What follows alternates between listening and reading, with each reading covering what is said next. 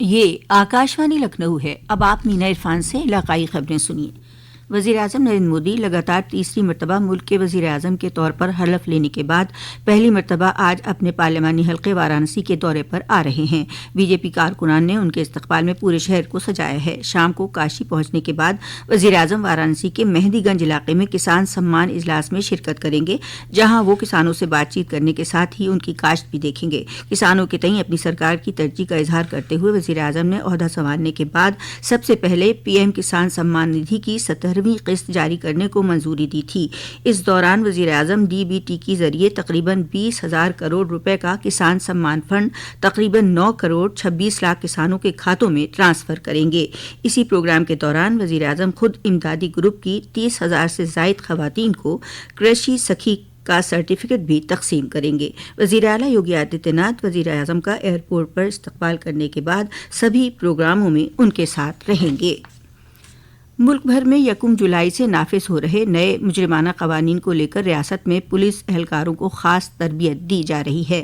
ریاست کے police director general Prashant Kumar نے آکاشوانی نیوز لکھنؤ سے بات چیت کے دوران بتایا کہ موجودہ حالات کے مد نظر نئے مجرمانہ قوانین نافذ کیے جا رہے ہیں۔ یہ نئے قانون سزا کے بجائے انصاف پر مبنی ہیں۔ ان میں اس بات کا خاص تعین کیا گیا ہے کہ کسی بھی جرم کے معاملے میں متاثر فرد کو طے وقت کے اندر شفاف طریقے سے انصاف مل سکے۔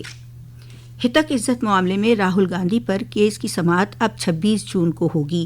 جج کی تعطیل پر ہونے کے سبب یہ سماعت نہیں ہو سکی۔ تقریباً 5.5 سال قبل کرناٹک اسمبلی انتخاب کے دوران راہل گاندھی نے امت شاہ پر قابل اعتراض تبصرہ کیا تھا۔ عالمی یوگ ڈے کو لے کر ریاست میں وسیع پیمانے پر تیاریاں چل رہی ہیں۔ اس سلسلے میں ریاست میں منعقد یوگ ڈے کے تحت لوگ 21 جون کو بڑے پیمانے پر یوگ ڈے منانے کی تیاریوں میں جٹے ہوئے ہیں۔ امروہہ میں یوگ کیمپ میں شرکت کرتے ہوئے ضلع مجسٹریٹ راجیش کمار تیاگی نے کہا کہ روزمرہ کی زندگی میں یوگ اپنا کر بہت سی بیماریوں سے بچا جا سکتا ہے۔ متھرا کے جواہر باغ میں یوگ ویک میں 800 لوگوں نے یوگ کی مشق کی۔ آیوروید اور یونانی کے ریجنل افسر دفتر پر خون کے عطیے کا کیمپ لگایا جا رہا ہے۔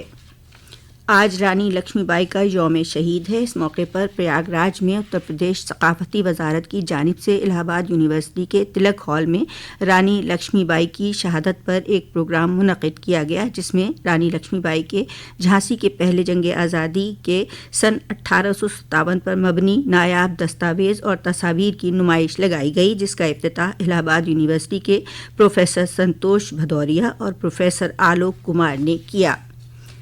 ریاست میں ناقابل برداشت گرمی کا قہر جاری ہے۔ ریاست کے سبھی اضلاع میں زیادہ سے زیادہ درجہ حرارت 40 ڈگری سیلسیس سے زائد ریکارڈ کیا گیا ہے۔ کم سے کم درجہ حرارت کے 28 ڈگری کے آس پاس ہونے کے سبب رات کو بھی گرمی سے راحت نہیں مل رہی ہے۔ محکمہ موسمیات کے مطابق گرمی اور لو کا سلسلہ آئندہ 3 دن تک جاری رہے گا۔ بادلوں کے گرج چمک کے ساتھ آسمانی بجلی اور تیز ہواؤں کے چلنے کا امکان ظاہر کیا گیا ہے۔ موسمیات کے سائنسدان ڈاکٹر اتل کمار سنگھ نے کہا کہ آئندہ 3 سے 4 دن میں پڑوسی ریاست بہار میں مانسون کے سرگرم ہونے کے بعد اتر پردیش میں اس کی آمد کا امکان ہے۔ شدید گرمی سے بچنے کے لیے لوگ طرح طرح کی تدابیر کر رہے ہیں۔ امروہہ میں ان دنوں ٹریکٹر ٹرالی کو سوئمنگ پول بنا کر بچوں کے ساتھ بڑے بھی خوب مزہ لے رہے ہیں۔ یہ موبائل سوئمنگ پول لوگوں کی توجہ کا مرکز بنا ہوا ہے۔ بجنور ضلع میں 2 الگ الگ حادثوں میں 4 لوگوں کی ڈوب کر موت ہو گئی۔ سیوہارا تھانہ حلقے کے گاؤں فیض اللہ پور کے باشندے عید کی چھٹیاں منانے کھو ندی کے کنارے گئے تھے، جہاں نہاتے وقت گہرے پانی میں جانے سے 3 لوگ غرقاب ہو گئے۔ پولیس کے غوطہ خوروں نے 1 گھنٹے کی مشقت کے بعد لاشوں کو دریا سے باہر نکالا۔ وہیں دوسرے حادثے میں چاندپور کے گاؤں سبل پور کے ایک شخص کی گنگا میں ڈوبنے سے موت ہو گئی۔ پولیس نے لاشوں کو پوسٹ مارٹم کے لیے بھیج دیا ہے۔